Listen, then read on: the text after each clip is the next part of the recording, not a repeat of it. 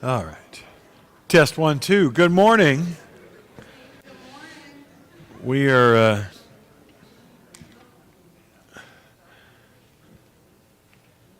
time to get busy. If you're just joining us online or physically for the first time, welcome. We're glad you're here. This is our Sunday morning auditorium class. We have been walking through very slowly through the life of David. We have made it to 2 Samuel. If you have your Bibles this morning, we'll be in 2 Samuel chapter 3. And to set the scene once again for if you're joining us for the first time or if you just don't remember, David is anointed way back in chapter 16 of 1 Samuel. And then from there, it's just been lots of ups and downs. He defeats Goliath, becomes a celebrity. The whole country loves him, which makes Saul jealous. Saul is the king and feels that David is going to usurp his throne, so he grows increasingly more jealous of David, pursues him, tries to kill him on multiple occasions. Finally, David flees, lives in the wilderness for a while, bouncing around, ends up living with the Philistines so that he can get away from Saul. And at the end of 1 Samuel, Saul and Jonathan are killed in a battle with the Philistines. David and his men are sent back home, and he is not there for that. And then, as we picked it up in 2 Samuel, it's really a civil war that breaks out. Abner, who is the general, Saul's general, finds one of Saul's sons, Ishbaal. Your translation will say Ishbosheth, and we talked about that for a little bit, but Ishbaal is kind of a puppet for Abner. Abner is the general and the real power, the real ambition behind the throne. And so Abner puts him up as the king and tries to support him. And that's really where we left off last time. David is anointed king over Judah. And so he is in the southern part. Ishbosheth and Abner have most of the northern part, and there's conflict, and that's where we left it off. You pick it up. Excuse me. We had just finished chapter 3, where there was it told David had added new wives. He had children by those wives. And has gone from being an outlaw, bouncing from place to place. Now he is more like a Middle Eastern king with a harem to boot. And he is having kids, and that's going to come back to haunt him anyway. Let's pick it up in 2 Samuel chapter 3, and we're going to start about verse 6. During the war between the house of Saul and the house of David, Abner had been strengthening his own position in the house of Saul. Now Saul had a concubine named Rizpah, daughter of Aiah, and Ishbosheth said to Abner, "Why did you sleep with my father's concubine?" Boom, we'll stop right there because there's a lot going on right there. We're very telenovela, soap opera happening over the next few chapters. There is civil war going on, and there's civil war amongst the individual factions, because we're going to see it on David's side as well. Abner is strengthening his own position among the house of Saul. So Abner is not just supporting Ishbosheth and trying to do what's best for the country. Abner is trying to do what's best for Abner. And we see him doing things. I don't think Abner necessarily wants to be king. I think Abner just wants everybody to know who the real power is behind the king. Does that make sense? It's like he has to act out a little bit so everybody knows that I am the real one in charge. A couple things I want to touch on. First of all, the idea of a concubine. That'll be talked about a lot scripturally, and we don't have that in our society, and so that's something we don't fully understand. A concubine is a woman who is in effect owned by a man. She is less than a wife, but more than a slave, if that makes sense.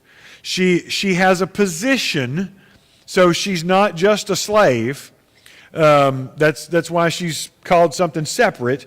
She has a position and as such has a little bit more standing, yet not as much standing as a wife, if that makes sense. The practice came into vogue because they wanted to have more children. And so, you know, my wife has kids, and then that runs its course, so to speak. Well, going to have more kids. How do I have more kids? Well, I can take another wife, but it's easier just to take this other woman who will produce children for me, and I don't have to treat the same way I treat a wife. Make sense? We're going to see, especially in this chapter, but as we go on through, women have no standing. And don't, this is not, the Bible says that. This is a commentary on the culture of the time. Women had no standing. They had no agency. They had no ability to make decisions for themselves, or it's a patriarchal society. Men are controlling the society, and while you will see women who manipulate the situation, as you know, you would have to do when you're in that position, that they don't have any power or even agency for themselves. So a concubine could be, especially a concubine of the king, could be just taken. If the king decides that he thinks your daughter's cute, he can take her as his concubine. Remember when the Israelites were talking to Samuel about, we want a king like the nations. One of the things Samuel warned them about, he's going to take your daughters to be his wives and concubines. And sure enough, that's what starts happening. And so Rizpah is a concubine that but it's important to remember that Rizpah as an individual has no power, has no agency. Sometimes you'll hear either commentators or preachers with not just with this, but later on, talk about women seducing men and all this stuff. That's not happening. And there's places where it happens, and it says that. But when Abner went into Saul's concubine, that is a very it's a cleaned up way of saying Abner just went in and took her. Does that make sense? And they wouldn't even call it rape because women didn't have any agency. Women didn't have any power. Women didn't have any individuality. That wasn't a thing. Does that make sense? And I'm not saying it's right, but you got to understand, Rizpah is in this just a pawn. She's not manipulating anything or trying to overcome anything. She's not seducing Abner into her bed. Abner is using her to increase his power. Well, how is he doing that? If Rizpah has no agency, has no power, how does Abner, sleeping with her, how does that give him power? Because she belonged to Saul. So she is the concubine of the king. So when Abner comes in and takes her, he is in effect taking power. This is a very Middle Eastern way of looking at things. We don't totally understand it. And so it may not make sense to us, but this was not about sex. This was a power grab. This was to let everybody know that Abner is the one who is the real power behind the throne. He is doing this to put Ishbosheth in his place and to broadcast to all those who would hear this story that I am the one that is truly in charge. Now, a couple things to remember about this. Remember this particular concubine. Rizpah will come back later. Her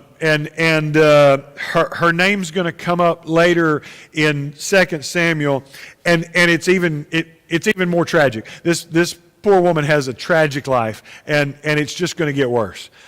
And it's unfortunate. It is what it is. But Rizpah, daughter of Aiah, will come back later again, and so I'm just putting that in your head. So when it does, that bell will go off. Notice the weak and ineffectual confrontation with Ishbosheth. He is the king, right? And listen at the way. Why'd you have sex with my father's concubine? I mean, it's like, you know what I mean? There's no. It's like he's scared to ask the question, and it's just very. I don't know. He's just very weak, very ineffectual. I mean, this is a 40-year-old man who is making this statement. This is not a child, and he's making this statement to Abner. And let's look at Abner's reaction in verse 8. Abner was very angry because of what Ishbosheth said. So he answered, "Am I a dog's head on Judah's side?" I don't know. You can use that this week when somebody says something you don't like. You just, "Am I a dog's head?" Scriptural comebacks. But that's his response. "Am I a dog's head on Judah's side? This very day I am loyal to the house of your father Saul and to his family and friends. I haven't handed you over to David, yet now you accuse me of an offense involving this woman. May God deal with Abner, be it ever so severely, if I do not do for David what the Lord promised him on oath, and transfer the kingdom from the house of Saul and establish David's throne over Israel and Judah from Dan to Beersheba." And Ishbosheth did not dare say another word to Abner because he was afraid of him. So look at this response. Did you have sex? Why? No, he didn't say did you. It's why did you have sex with my father's concubine? And what's Abner's response? "I didn't have sex." Nuh-uh. Abner says, "How dare you question me? I made you. I have put you in the position you're in. You don't get to question me. And you know what? Because you've questioned me, I'm going to do what I should have done in the first place, and I'm going to elevate David. I'm going to give David the kingdom while you're questioning." Abner's not denying that he did this. In fact, he's more upset about being confronted and called out about it. How dare you have the gall to question what I do? And his reaction is very I don't know, just confrontational. He puts Ishbosheth back in his place. Now, there's a phrase here, a Hebrew idiom that shows up, and you'll see it a great deal in Ruth, 1 and 2 Samuel, 1 and 2 Kings, and that's this phrase, may God deal with me, be it ever so severely. And if you've read through this, that pops up a lot. It's a saying, it's an idiom, and we have them, and I don't know if I start trying to think of them, my mind always goes blank. But we have idioms. You're burning daylight. Or that dog won't hunt. Or I don't know. Just we could think of a lot of them. But this is a phrase that can be. It's usually translated something like this. It'll also be translated, "May God do the same to me and more so." That it'll be translated that way. May God deal with me, be it ever so severely, if such and such doesn't happen. It's just one of those Hebrew sayings that made it into our Bibles. It's kind of a cross my heart and hope to die, but with more violence, right? That's we have those kind of things. But here's now you think about this and you carry it over. We're just going through the Sermon on the Mount in sermons on Sunday morning, and we just kind of included the part about oaths and vows with the part about divorce, and so we didn't hit on that as in depth as we could have, but at some point for time we have to. But how does this play into Jesus' words in Matthew 5 when he talks about let your yes be yes and your no be no? Don't take an oath. There, you see a lot of these oaths. Let me read you that passage. You can hold your finger here and turn over to Matthew 5, or you can just trust me. Matthew 5, verse 33 through 37. Again, you've heard it said to the people long ago, do not break your oath, but fulfill to the Lord the vows you've made. But I tell you, do not swear an oath at all, either by heaven, for it is God's throne, or by the earth, for it is God's footstool, or by Jerusalem, for it is the city of the great king. And do not swear by your head, for you cannot make even one hair white or black.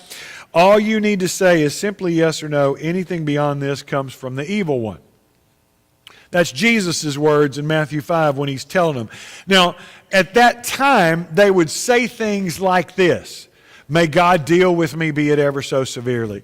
Or if I owe you in money, okay, and I tell him I'm going to pay you back, and I promise to pay you back by the gold in the temple. I'm trying to take something holy and give my words meaning by adding that to it. Does that make sense? And so those kind of vows were common. Whether it be like this, may God do the same thing to me if I don't.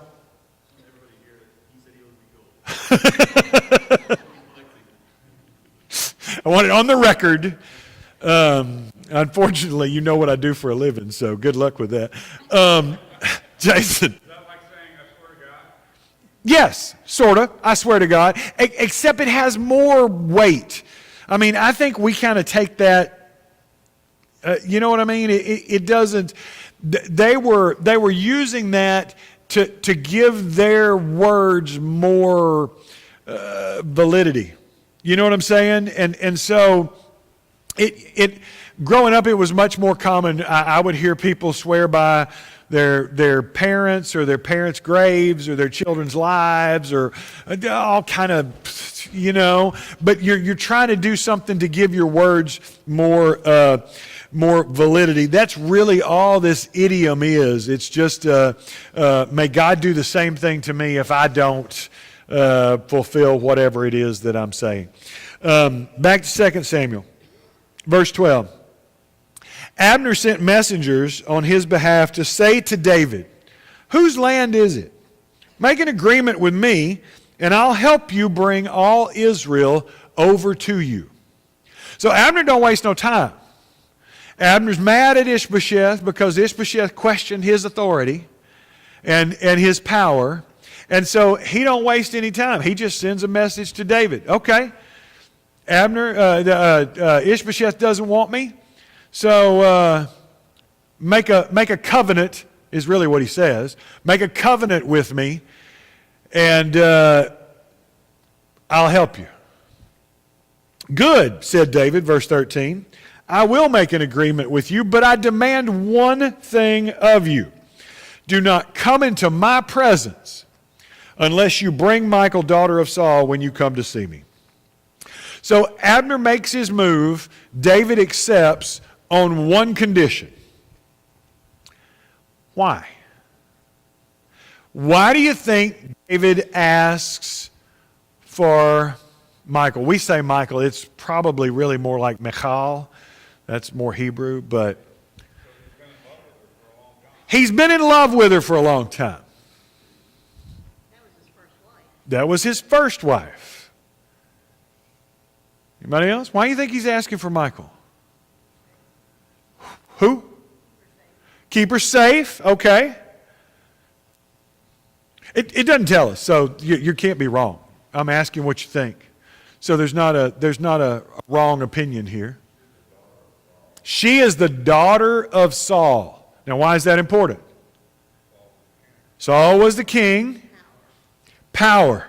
Once again, we're using women to solidify power. You see that? It's not any different. Remember, I told you, watch the contrasts, right? Abner takes Rizpah to solidify his power over Ishbosheth in the Israel faction. David says, don't come see me unless you bring Michal. Why? It may be that he had genuine feelings for her. But it seems a lot more likely that he wants to have her so that everybody will remember that he is actually the king's son-in-law, and so has a rightful claim to the throne of Israel. Once again, using the woman to solidify his power. Different commentators will give you different opinions. I researched this a lot because I was curious as to what scholars said, people that have studied it a lot more than me. A lot of them will try to clean up the biblical account because, we like to make our biblical heroes more godly. The Bible doesn't. The Bible just shows them to you the way they are. Because you've heard me say 100 times, it's not the story of David.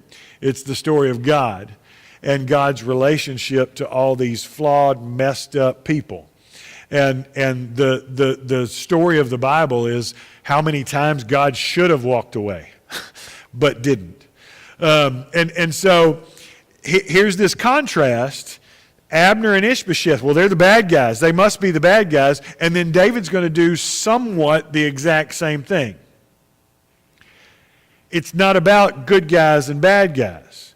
It's about people, humans, who get so caught up in this lust for power, right, that we're doing whatever with no regard to what the Bible says or God wants. Good thing we don't have that problem today, right? Augustine would go so far as to compare David to Jesus because David, like Jesus with the woman caught in adultery, is willing to take this woman back who'd been with another man. And I'm sorry, I have a lot of respect for Augustine, but I got to call no on that one. Y'all didn't know what I was going to say there, did you?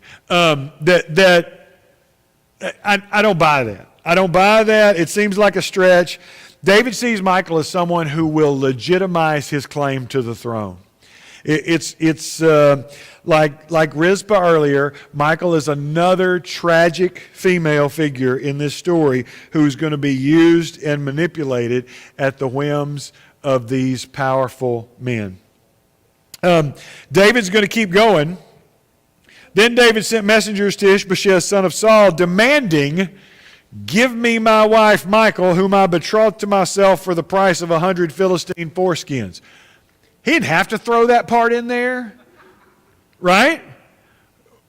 But he does. Why do you think he does? Yeah. I'm trying to make a point. I want to remind you, first of all, that she's mine. I paid the bride price. I married her. She belongs to me. Second, I killed over 200 guys to get this woman, and so you need to bring her to me because you could be next. You know what I'm saying? There's a little bit of an underlying threat there. And Ishbosheth's weak. Look at verse 15. So Ishbosheth gave orders and had her taken away from her husband, Paltiel, son of Laish. Her husband, however, went with her, weeping behind her, all the way to Bahurim. Then Abner said to him, "Go back home." So he went back. Once again, it's just a tragic, tragic story. Remember Michal's story, right? Michal falls in love with David way back when. Michal is totally infatuated and in love with David. And she begs her father. And so Saul tries to use her to entrap David. I'm going to make him, I'm going to bring him in. I'm going to make him the king's son-in-law. And I give him this woman, and she'll keep tabs on him for me. And so once again, she's being used. And he says, okay, you can have her if you bring me 100 Philistine foreskins, which 100 Philistines are not going to part with that body part willingly, right?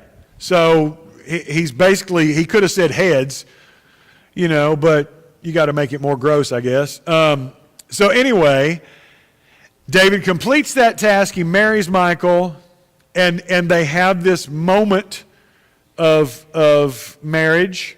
And then what happens? Remember, Saul's still trying to kill him. Michal helps David escape. And then she's caught in between the two. Because Saul's like, why did you do that? Why did you? And Saul was a mess. Saul, remember when Jonathan crossed him because of David? He called him the son of a worthless woman or something like that. It was Saul and threw spears at his own son. Saul was something else. So she's right to be afraid of that. Meanwhile, she's helped David and she's trapped. She's left behind while David runs off into the wilderness. And so she makes up this story. He threatened to kill me if I didn't help him. And here she is. And then at some point after David's wandering around in the wilderness, Saul takes her and gives her to somebody else, this guy Paltiel, who I think is the only one in the whole story that really loves her. Right? Paltiel seems to be the only one in the whole story who really cares about Michal. Saul doesn't seem to, Abner doesn't seem to, David doesn't seem to, nobody seems to really care about Michal except poor Paltiel, who follows her all the way, walking and crying because they've taken his wife from him. And once again, Abner, go back home.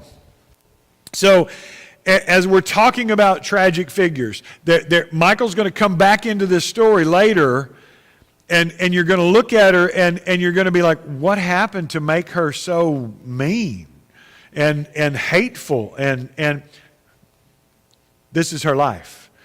Used and abused and shuffled around and manipulated by powerful men. So she really, we got to give her a little grace. Verse 17. Abner conferred with the elders of Israel and said, for some time now you've wanted to make David your king. We don't know if this is true or not. There's nothing that says that they have, but there's nothing that says that they haven't. For some time you've wanted to make David your king, verse 18. Now do it. For the Lord promised David, by my servant David I will rescue my people Israel from the hand of the Philistines and from the hand of all their enemies. Abner also spoke to the Benjamites in person. Then he went to Hebron to tell David everything that Israel and the whole tribe of Benjamin wanted to do. Notice how he works it. The Philistines have just destroyed the army, right, in this big battle. That's what killed Saul and Jonathan and started this whole mess.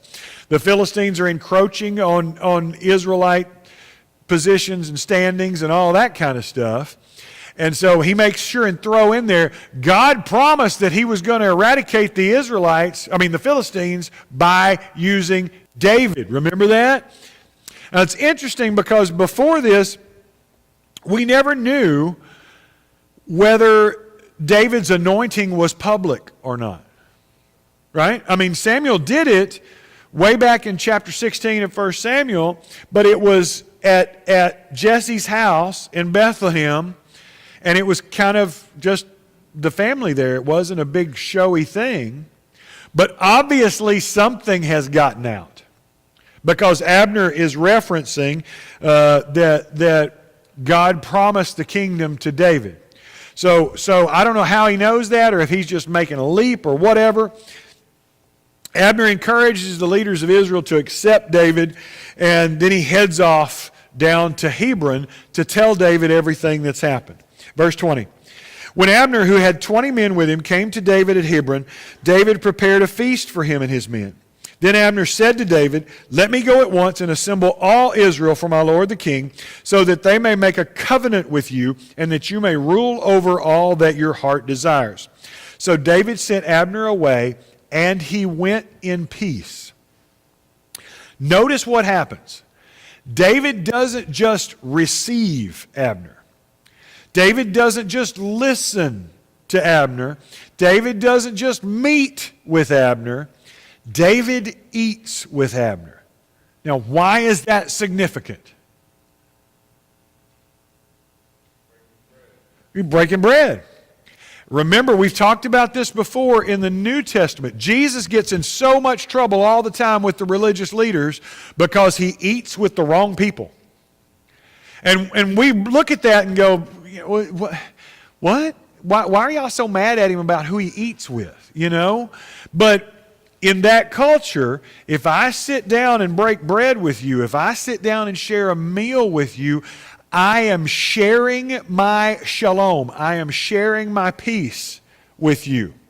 So now we are in a covenant of bread. There's a term that says something like that. That the two of us now have made peace with one another because we ate together. That's why it's such a big deal when the Israelites come to Sinai and they go up on the mountain to meet God. What does God do? He prepares a table and they eat together. It's making peace. It's making covenant. And so David is not just listening to Saul. He's not just to Abner. He's not just listening to Abner. He's not just hearing Abner.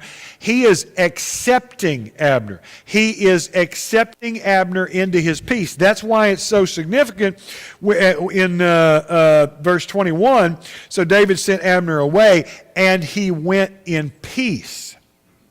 Because now David's peace has covered Abner, and so Abner is effectively part of David's group, part of David's whatever. He accepts him.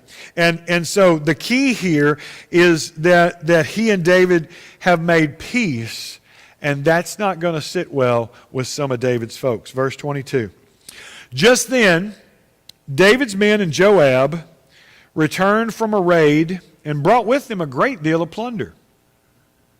But Abner was no longer with David in Hebron because David had sent him away and he had gone in peace.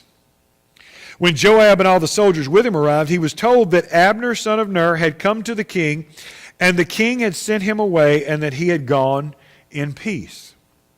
So Joab went to the king and said, "What have you done? Look, Abner came to you. Why did you let him go? Now he's gone. You know Abner, son of Ner. He came to deceive you and observe your movements and find out everything you're doing." So, why is Joab so upset?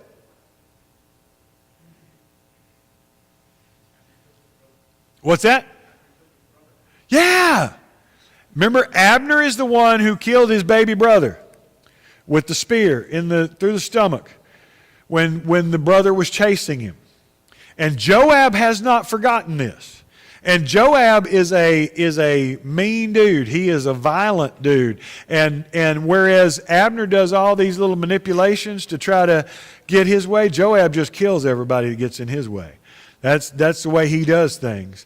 And so he's like, "You had Abner here. Why didn't you kill him? Why did you let him go? Why did you..." You notice it listed 3 times. He went away in peace. He went away in peace. He went away in peace. Joab's mad because this guy is public enemy number 1. And you had him in your house and you let him go, and you let him go in peace. And Joab just goes straight, there's no, "Oh my Lord the king, what have you done? Why are you doing stupid things?" So Joab takes matters into his own hands. Again, Joab could care less about David's politics and about all this manipulation. Joab has one thing on his mind: revenge. He's going to get Abner back for the murder of his brother. The writer is going to make sure that we, the reader, understand David didn't know about any of this. That's a big deal because David will kill people. I mean, we've seen it multiple times, but this one he doesn't know about. And that's important because if David had made a covenant and offered his peace and then turned around and killed him. Now, there are scholars, and I tell y'all everything so that you can make your own decisions. There are scholars who see this as David manipulating, that he did all this on purpose. He knew if he received Abner, Abner would help him get this Israelite cohort together. And he used that. He also knew that Joab and Abishai would be upset about it. And then he could make peace with Abner to please the Israelite cohort, right? And then Joab and Abishai could take care of Abner, and David could say, I didn't have anything to do with that. I don't know what y'all are talking about. I don't, my hands are clean. Look at verse 28. Later, when David heard about this, he said, I and my kingdom are forever innocent before the Lord concerning the blood of Abner, son of Ner. Oh, wait a minute. We skipped. My bad. Abner's not dead yet. 26. Joab then left David and sent messengers after Abner, and they brought him back from the cistern at Sirah, but David did not know it.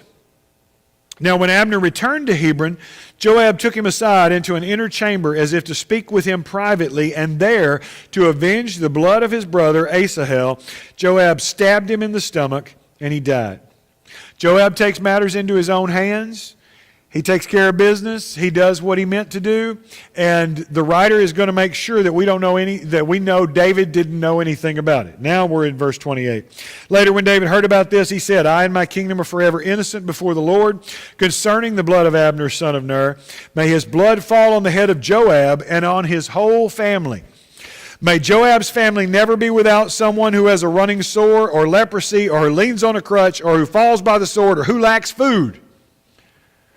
Use that one this week online. When somebody makes you mad, you can biblical curse 101. When David finds out what happens, he's upset. He calls down a curse, and man, it's a doozy of a curse. I mean, you read that curse. The phrase translated running sore is it's much worse. It's much worse. I'll put it this way. In Leviticus 15, if you go back and read Leviticus 15, that phrase is used over and over, and it's always about genitalia. It's male or female. So, not trying to be too gross, but I am trying to let you see this is not just David making an offhanded comment. It's a pretty awful curse. Yeah. There you go. So yeah. This is, and think about it, for a man in that culture, this is one of the absolute worst things you could do to him.